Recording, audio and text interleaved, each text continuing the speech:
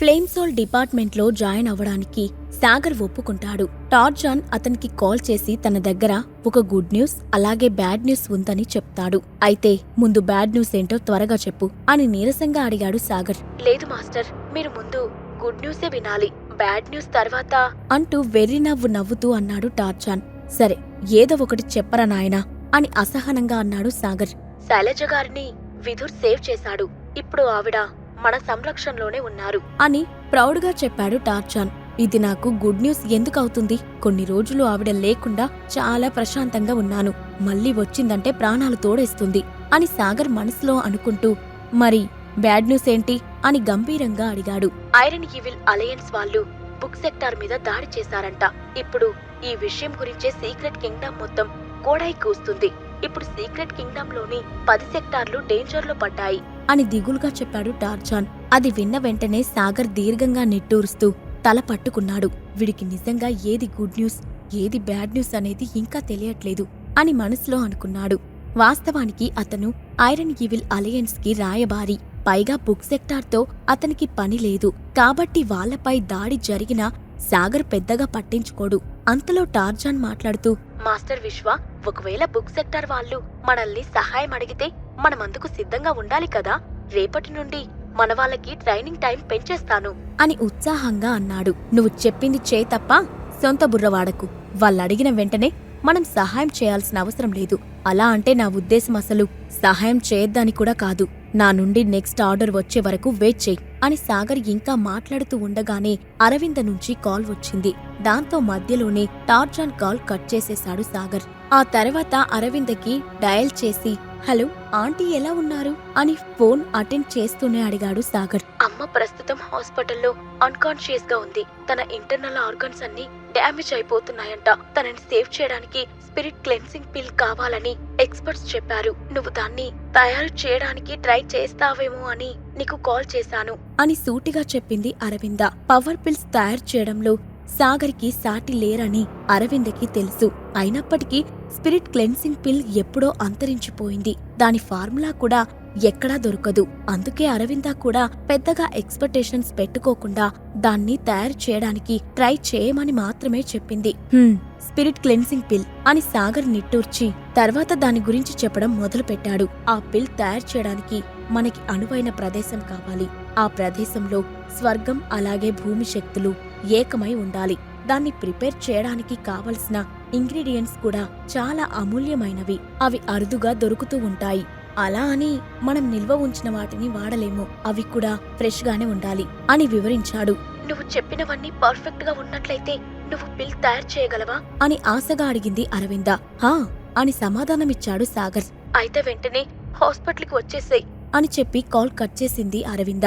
తర్వాత 10 నిమిషాలకే సాగర్తో పాటు నందకిషోర్ కూడా హాస్పిటల్కి చేరుకున్నాడు. అతను నేరుగా సాగర్ని ఆ హాస్పిటల్లో ఉన్న ఎక్స్పర్ట్స్ దగ్గరికి తీసుకువెళ్లాడు. సాగర్ వాళ్ళు రావడానికి ముందే అరవింద మీటింగ్ అరేంజ్ చేసింది. అక్కడ దాదాపు 6 మెడికల్ ఎక్స్పర్ట్స్ ఉన్నారు. వాళ్లలో కొంతమంది సాగర్ను చూడగానే తమలో తాము నవ్వుకొని, అరవింద గొప్పగా చెప్పింది వీడి గురించేనా? ఏం మాయమాటలు చెప్పి నందకిషోర్ ఫ్యామిలీని బుట్టలో వేసుకున్నాడో కాని స్పిరిట్ క్లెన్సింగ్ పిల్ ని తయారు చేయగలను అంటే నమ్మేశారు అని తమలో తాము మాట్లాడుకోవడం మొదలుపెట్టారు. వాళ్లలో ఒక పెద్ద ఆయన కళ్ళజోడు తీస్తూ, నువ్వు నిజంగానే స్పిరిట్ క్లెన్సింగ్ పిల్ తయారు చేయగలవా అని అడిగాడు. చేయగలనని పూర్తి నమ్మకం నాకుంది అని బల్లగుద్ది మరీ చెప్పాడు సాగర్. అది తయారు చేసేటప్పుడు ఆకాశం నుండి వింతైన మెరుపులు పుడతాయి. అలాగే అది తయారు చేసే ప్రదేశమంతా స్పిరిచువల్ ఎనర్జీతో నిండిపోయి ఉండాలి. ఆ 2 శక్తుల్ని తట్టుకునే సామర్థ్యం నీ శరీరానికి ఉందా అని మరో ప్రశ్న వేశాడు ఆ పెద్దాయన. ఉంది అని సమాధానమిచ్చాడు సాగర్. దానికి కావలసిన ఇంగ్రీడియంట్స్ అంత సులువుగా దొరకవు. మరి వాటి సంగతి ఏం చేస్తావ్ అని అడిగాడు ఆ పెద్దాయన. అతనలా ఒక ప్రశ్న తర్వాత ఒక ప్రశ్న అడిగే కొద్దీ నందకిషోర్ గుండె వేగంగా కొట్టుకోవడం మొదలైంది. ఆ పిల్ తయారు చేయడం ఎంత కష్టమో అతనికి నెమ్మదిగా తెలిసొస్తుంది. పిల్ తయారు చేసేటప్పుడు సాగర్ ప్రాణాలు పోతాయి, అలాగే రజనీ కూడా వాళ్ళకి దక్కదు. దాంతో అతను సాగర్ వైపు ఆందోళనగా చూడడం మొదలుపెట్టాడు. అతని మనసు గమనించిన సాగర్ చిన్నగా నవ్వుతూ, పోయినసారి అనిరుద్ధ్తో పోటీ పడినప్పుడు కొన్ని అరుదైన మొక్కల్ని నందకిషోర్ గారి గార్డెన్లో నేను చూశాను. అలాగే మిగిలిన హెర్బ్స్ ని తెమ్మని కూడా నా వాళ్ళకి ఆర్డర్ వేశాను. వాళ్ళు ఈ పాటికి వాటిని కలెక్ట్ చేసుకుని వస్తూ ఉంటారు అని సింపుల్ గా చెప్పాడు. అతని సమాధానాలు విన్న ఆ పెద్దాయన ఇంకా ఏం మాట్లాడలేకపోయాడు. అంతరించిపోయిన ఒక పిల్ని నిండా 30 ఏళ్లు కూడా లేని కుర్రాడు తయారు చేయగలను అని చెబుతూ ఉండడంతో అతను ఆశ్చర్యపోయాడు. నువ్వు డాన్ హాల్లో ఉండే సీక్రెట్ ఆల్కమిస్టా? నువ్వు పిల్ ప్రిపేర్ చేయడం ఎవరి దగ్గర నేర్చుకున్నావ్ అని అడిగాడు ఆ పెద్దాయన. నేను డాన్ హాల్ కి సంబంధించిన వాడిని కాదు అని సూటిగా చెప్పాడు సాగర్. కానీ అతను అడిగిన ప్రశ్నకు పూర్తి సమాధానం మాత్రం ఇవ్వలేదు. సాగర్ నుండి ఎటువంటి ఇన్ఫర్మేషన్ అతను రాబట్టలేకపోతున్నాడు. పైగా అతని కాన్ఫిడెన్స్ ని చూస్తూ ఉంటే ఆ పెద్దాయనకి ఈర్ష్య పుట్టింది.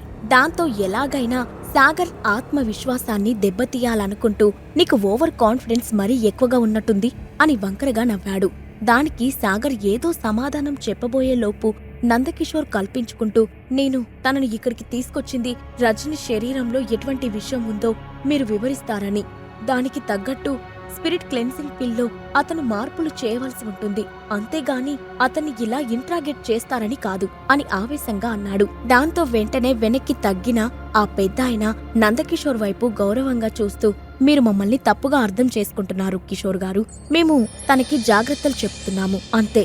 ఆకాశం నుండి మెరుపులు పుట్టుకు వచ్చినప్పుడు ఆ శక్తి తట్టుకోవడం అంత సులభం కాదు అని వివరించాడు. నందకిషోర్ ఏం మాట్లాడకపోవడంతో పక్కనే ఉన్న మరొక డాక్టర్ని చూస్తూ, రజని గారి రిపోర్ట్స్ ని, ఆవిడకి ఇప్పటి వరకు మనమిచ్చిన ట్రీట్మెంట్ ని పూర్తిగా సాగర్ గారికి ఎక్స్ప్లెయిన్ చేయండి అని చెప్పాడు. అప్పుడు ఆ డాక్టర్ సాగర్ ని అలాగే నందకిషోర్ ని వెంటబెట్టుకుని ఆ మీటింగ్ హాల్ నుండి బయటకు వెళ్లాడు.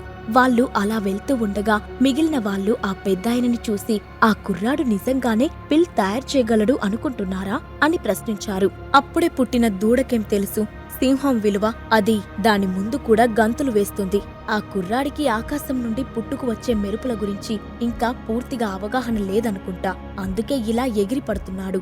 ఒక్కసారి దెబ్బ తలిగితే వాడికి బుద్ధి వస్తుంది అని వెళ్తున్న సాగర్ని చూసి ఎగతాళిగా నవ్వాడు. మరోవైపు అగ్నిహోత్రి విల్లాలో వైభవ్ అలాగే శాలిని బ్యాక్ యార్డ్లో కూర్చొని టీ తాగుతూ మాట్లాడుకుంటూ ఉన్నారు.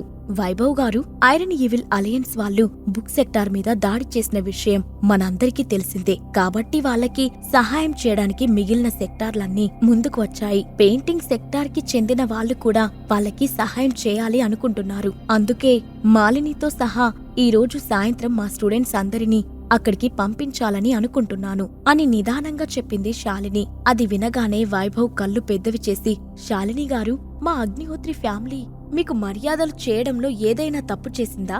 మీకు ఇక్కడ ఏదైనా తక్కువైందా అని ఆత్రంగా అడిగాడు. పెయింటింగ్ సెక్టార్ వాళ్ళు ఎప్పటి నుండో అగ్నిహోత్రి ఫ్యామిలీలో ఉంటున్నారు. వాళ్ళ వల్ల అగ్నిహోత్రి ఫ్యామిలీకి ఎటువంటి ఉపయోగం లేదని ఆ ఫ్యామిలీలో వాళ్ళందరూ అనుకుంటూ ఉంటారు. కానీ వైభవ్ అభిప్రాయం మాత్రం దానికి భిన్నంగా ఉంటుంది. వాళ్ళు ఆ ఇంట్లో ఉన్నప్పటి నుంచి వైభవ్ వాల్యూ సొసైటీలో బాగా పెరిగిపోయింది. సీక్రెట్ కింగ్డమ్ లో ఉన్న కొంతమంది ముఖ్యమైన వ్యక్తులు కూడా వైభవ్ కి మర్యాద చేస్తూ ఉన్నారు. అందుకే అతను పెయింటింగ్ సెక్టార్ వాళ్ళని అంత త్వరగా తన ఇంటి నుండి పంపాలనుకోవట్లేదు. వైభవ్ గారు, మీరు నన్ను తప్పుగా అర్థం చేసుకుంటున్నారు. మేము కేవలం బుక్ సెక్టార్ కి హెల్ప్ చేయడానికి మాత్రమే వెళ్తున్నాము. ఒకవేళ ఐరన్ ఈవిల్ అలయన్స్ వాళ్ళకి మిరియడ్ ఇమేజ్ సెక్టార్ వాళ్ళు కూడా తోడయ్యారంటే అక్కడ జరిగే విధ్వంసాన్ని ఎవరూ ఆపలేరు. అందుకే నేను మాలిని వీలైనంత త్వరగా మా వంతు సాయం అందించాలని చూస్తున్నాము అని కంగారుగా చెప్పింది శాలిని. అయినా సరే వైభవ్ మొహం డిసప్పాయింటెడ్ గానే ఉండడంతో అతని వైపు జాలిగా చూస్తూ, మా సపోర్ట్ మీకు ఎప్పుడు ఉంటూనే ఉంటుంది అంటూ చిన్నగా నవ్వింది శాలిని. సరే శాలిని గారు, మీరు ఇంతగా చెప్తున్నారు కాబట్టి నేను మీ మాటను కాదనలేకపోతున్నాను. కాని ఒకటి మాత్రం గుర్తు పెట్టుకోండి, ఈ అగ్నిహోత్రి ఇంటి తలుపులు మీకోసం ఎప్పుడు తెరిచే ఉంటాయి అని గౌరవంగా చెప్పాడు వైభవ్. మేము మరో అరగంటలో ఇక్కడి నుండి బయలుదేరుతాము అని శాలిని వైభవ్ ముందు 2 చేతులు జోడించి చెప్పింది. దానికి సరే అన్నట్టుగా తల ఊపాడు వైభవ్. శాలిని అక్కడి నుండి వెళ్లిపోగానే ఎక్స్ప్రెషన్స్ మారిపోయాయి. అతని కళ్ళలో హంతక మెరుపులు పుట్టాయి. వెంటనే బ్యాక్ యార్డ్ నుండి తన స్టడీ రూమ్ కి వెళ్లి డోర్ లాక్ చేసి ఎవరికో కాల్ చేశాడు. హలో వైభవ్ గారు, అగ్నిహోత్రి ఫ్యామిలీకి ఏదైనా ఇబ్బంది వచ్చిందా అని అవతలి వైపు నుండి ఆశ్చర్యంతో కూడిన ఒక గొంతు వినపడింది. అలాంటిదేం లేదు, కానీ అరగంటలో పెయింటింగ్ సెక్టార్ వాళ్ళు మా ఇంటి నుండి బయలుదేరుతున్నారు. వాళ్ళు బుక్ సెక్టార్ వాళ్ళకి సహాయం చేద్దాం అనుకుంటున్నారంట. వాళ్ళపై అటాక్ చేయడానికి మనకి ఇంతకన్నా మంచి అవకాశం దొరకదు అని సీరియస్ గా చెప్పాడు వైభవ్. నేను ఈ విషయాన్ని మాస్టర్కి చేరవేస్తాను. ఒకవేళ మీరు ఇచ్చిన ఇన్ఫర్మేషన్ నిజమైతే మీకు మా నుండి పెద్ద రివార్డే వస్తుంది అని సీరియస్ గా చెప్పాడు వైభవ్తో మాట్లాడుతున్న వ్యక్తి. అది వినగానే వైభవ్ కళ్ళు ఆనందంతో మెరిశాయి. థాంక్యూ మాస్టర్, నేను మీ నుండి కాల్ కోసం వెయిట్ చేస్తూ ఉంటాను అని ఉత్సాహంగా చెప్పి కాల్ కట్ చేసేశాడు. అదే సమయంలో మిరియడ్ ఇమేజ్ సెక్టార్లో భోలా దేని గురించో తదేకంగా ఆలోచిస్తూ ఉన్నాడు. ఆ సమయంలో రతన్ అతని దగ్గరికి వచ్చి వినయంగా నమస్కరించాడు. అతన్ని చూడగానే రతన్ గారు, ఏంటి విషయం అని తన ఆలోచనల నుండి తేరుకుంటూ అడిగాడు భోలా. ఇప్పుడే అగ్నిహోత్రి ఫ్యామిలీ నుండి మనకు ఒక ముఖ్యమైన ఇన్ఫర్మేషన్ వచ్చింది. పెయింటింగ్ సెక్టార్ వాళ్ళందరూ బుక్ సెక్టార్ కి హెల్ప్ చేయడానికి వెళ్తున్నారంట. ఇప్పుడు వాళ్ళు ఉన్న పరిస్థితుల్లో మనం వాళ్లపై దాడి చేశాము అంటే వాళ్ళు మనల్ని ఎదిరించలేరు అని చెప్పాడు రతన్. అతని మాటలు వినగానే భోలా మళ్లీ ఆలోచనలో పడ్డాడు. మిరియడ్ ఇమేజ్ సెక్టార్లో నీలకంఠానికి ఉన్న గౌరవం భోలాకి లేదు. కేవలం సాగర్ అలాగే మురారి సపోర్ట్ తోటే అతను ఆ సెక్టార్ కి లీడర్ గా మారాడు. అందుకే అవకాశం వచ్చినప్పుడు తన పవర్ ని కూడా బయట పెట్టాలి అనుకుంటున్నాడు. దాంతో రతన్ చెప్పిన దానికి రియాక్ట్ అవుతూ వాళ్ళ మీద అటాక్ చేయడానికి ఎంతమంది కావాలి, అలాగే వాళ్ళని ఎవరు లీడ్ చేస్తే బావుంటుందని మీ ఉద్దేశం అని సూటిగా అడిగాడు భోలా. మన డిప్యూటీ లీడర్ సాగర్ వాళ్ళని లీడ్ చేస్తే బావుంటుంది. అలాగే దాదాపు 20,000 మంది సైనికులు అవసరమవుతారు అని సమాధానమిచ్చాడు రతన్. అయితే వెంటనే సాగర్ని పిలిపించండి. ఇంకా 20 కాదు 30,000 మందిని మీతో పాటు తీసుకెళ్ళండి అని ఎగ్జైటెడ్ గా చెప్పాడు భోలా. పెయింటింగ్ సెక్టార్ వాళ్ల మీద దాడి చేయడానికి సాగర్ ఒప్పుకుంటాడా?